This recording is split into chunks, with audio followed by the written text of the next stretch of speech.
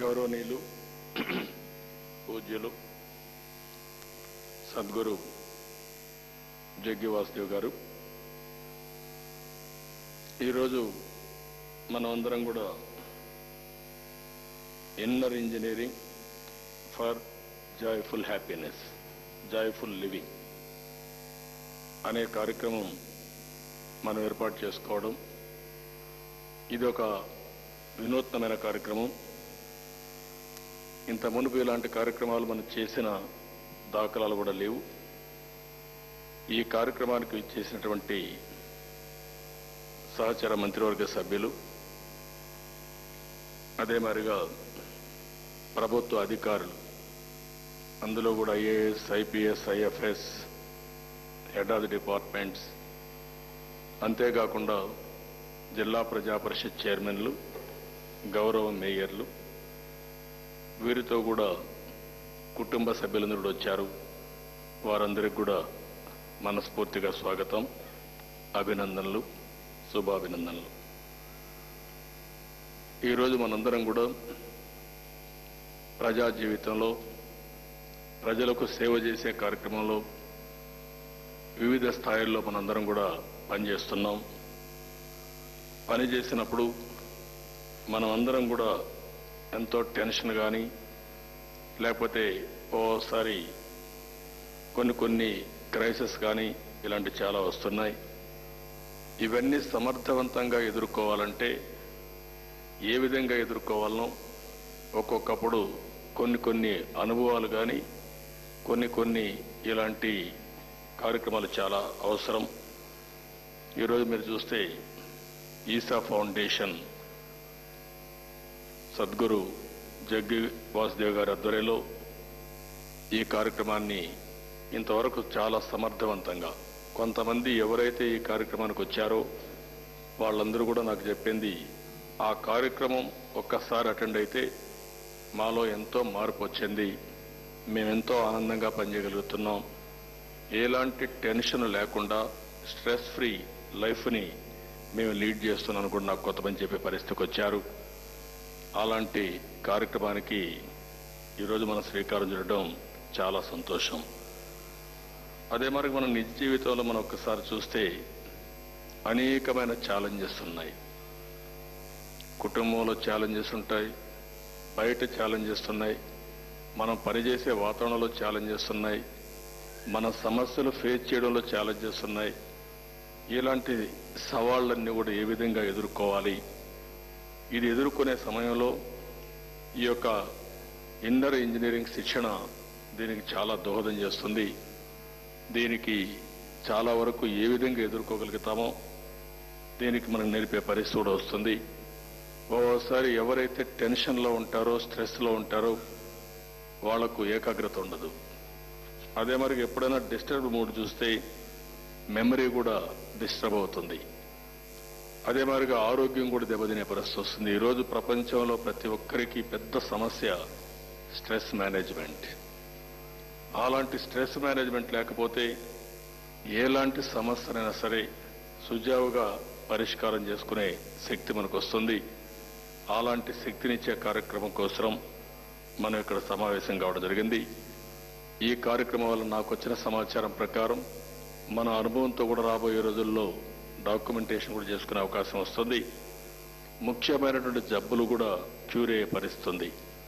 ఉబ్బసం కానీ, అలర్జీ కానీ, ఇంకా మీరు చూస్తే రక్తపోటు కానీ, షుగర్ కానీ, ఇవన్నీ కూడా మనకు చాలా డిసీజెస్, మనకు వచ్చే డిసీజెస్ కూడా మనం చూస్తే మన వే ఆఫ్ లివింగ్ వల్ల. ఈరోజు మనం ఒకసారి మనం తినే తిండి, మనం తాగే నీళ్లు ఎంత ముఖ్యమో దానికంటే కూడా స్ట్రెస్ లేని లైఫ్ చాలా ప్రశాంతమైన వాతావరణం ఇస్తుంది. దీనివల్ల పర్ఫార్మెన్స్ పెరుగుతుంది, ప్రొడక్టివిటీ పెరుగుతుంది. అంతేకాకుండా మనం పని చేయించడంలో కూడా చాలా సమర్థవంతంగా చేపించే పరిస్థితి వస్తుంది. అందుకనే ఈరోజు బాహ్య ప్రపంచంలో బాగా బతకడానికి, హ్యాపీనెస్ ఉండడానికి ఎలాగైతే సైన్స్ అండ్ టెక్నాలజీ ఉపకరిస్తుందో మనిషి అంతర్శ్రేయస్సులో కూడా మనం బాగుండడానికి సైన్స్ అండ్ టెక్నాలజీ ఉంది అని సద్గురు గారు చాలాసార్లు చెప్పడం, దాన్ని వారు ప్రూవ్ చేశారు. దానికి మనస్ఫూర్తిగా వారికి ధన్యవాదాలు. ఈరోజు వారిని ఒకసారి చూస్తే మన దేశంలోనే కాదు, ఈరోజు ఈసా ఫౌండేషన్ ఒక గొప్ప యోగా. ఇటీవల కాలంలో మన ప్రధానమంత్రి గారు కూడా యోగాని గురించి మాట్లాడుతూ యుఎన్ఓ కూడా దీన్ని అడాప్ట్ చేసుకునే పరిస్థితి వచ్చింది. ఈరోజు వీరైతే India, America, England, Singapore, Canada, Malaysia, Uganda, Australia చాలా దేశాల్లో దీన్ని వీరు ప్రాక్టీస్ చేపించారు. అదే కాకుండా ఐక్యరాజ్య సమితి అయితే వారిని ఆర్థిక సామాజిక సంస్థకి ఈసా ఫౌండేషన్ ఒక ప్రత్యేక సలహాదారుగా కూడా పెట్టుకునే పరిస్థితికి వచ్చారు. దాన్ని బట్టి మనం ఆలోచించుకోవాల్సింది, వారు ఏదైతే ప్రీచ్ చేస్తున్నారో దాని శక్తి ఎంత అనేది మనందరం కూడా అర్థం చేసుకోవాల్సిన అవసరం ఉందని చెప్పి కూడా నేను మీకు తెలియజేస్తున్నాను. ఇటీవల కాలంలో కార్పొరేట్ సెక్టర్లో మనం చూస్తున్నాం. ఈరోజు ప్రపంచం మొత్తం కార్పొరేట్ సెక్టర్లో యోగా కానీ, మెడిటేషన్ కానీ ఇలాంటివన్నిటికి కూడా చాలా ప్రాధాన్యత ఇస్తున్నారు. దానికి కూడా కారణం, ఏదైతే ఒక మనిషి హ్యాపీగా ఉంటే పర్ఫార్మెన్స్ పెరుగుతుంది, ప్రొడక్టివిటీ పెరుగుతుంది. కాబట్టి యోగాకు ప్రాధాన్యత ఇవ్వాలని వీళ్ళందరూ చాలా వరకు ప్రాధాన్యత ఇస్తున్నారు. ఈరోజు ఇంకో పక్క చూస్తే ఈసా ఫౌండేషన్ తమిళనాడులో కోయంబత్తూరులో 1992లో ఏర్పాటు చేశారు. ఆ తర్వాత ప్రపంచం మొత్తం దీన్ని ముందుకు తీసే పరిస్థితి వచ్చింది. ఫస్ట్లో అయితే 96లో అయితే హాకీ జట్టుకు కూడా ఒకసారి ఇదే మరిగా ట్రైనింగ్ యోగా పెట్టడం, అమెరికాలో అదే మరి ఖైదీలకు కూడా పెద్ద ఎత్తున పెట్టి మార్పులు కూడా తీసుకొచ్చారు.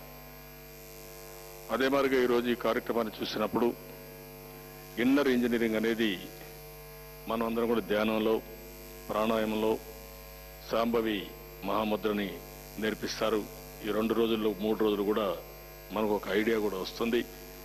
ఎవరైతే ఏ పని చేసినా శ్రద్ధతో చేయగలిగితే, నేర్చుకోవాలనే పట్టుదలుంటే తప్పకుండా అది సాధ్యమవుతుంది. నేను ఎందుకు మిమ్మల్ని అందరినీ కోరుతున్నానంటే, ఈరోజు మనందరం కూడా ఒక టీం కింద పనిచేస్తున్నాం. ఒక టీం కింద పనిచేసినప్పుడు ఏకాగ్రతతో పనిచేసిన వ్యక్తుల్ని నేను చూశాను. అదే మరి ఒక ఫోకస్ అప్రోచ్ తీసుకున్నప్పుడు వచ్చే రిజల్ట్స్ నేను చూశాను.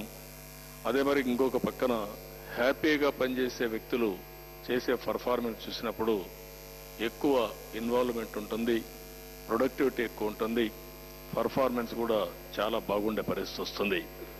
దానికోసమే ఈరోజు మనం ఈ కార్యక్రమం పెట్టుకున్నాం. అయితే నేను మిమ్మల్ని అందరినీ కోరేది ఒకటే, ఈరోజు మనందరం కూడా ఇక్కడ సమావేశం అయ్యామంటే కొంతమంది మాట్లాడుతున్నారు, 3 రోజులు ఇక్కడ ఉంటున్నారు.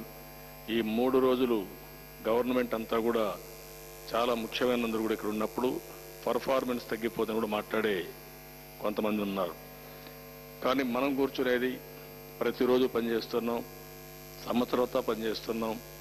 కానీ ఈరోజు కొత్త కొత్త సవాళ్లు కూడా మనకు వస్తున్నాయి. ఈరోజు మీరు చూస్తే ఆర్థిక సంస్కరణలు ఇటీవల కాలంలో వచ్చిన తర్వాత భారతదేశం యొక్క చరిత్ర మార్చే పరిస్థితి వచ్చింది. ఈరోజు మళ్ళీ 10 సంవత్సరాల గ్యాప్లో ఇటీవల నేను దావోస్ పోయినప్పుడు చూశాను, ప్రపంచంలో ఎవరు మాట్లాడినా భవిష్యత్తు భారతదేశంది. అంతేకాకుండా ఈ దశాబ్దమే కాకుండా ఈ శతాబ్దం కూడా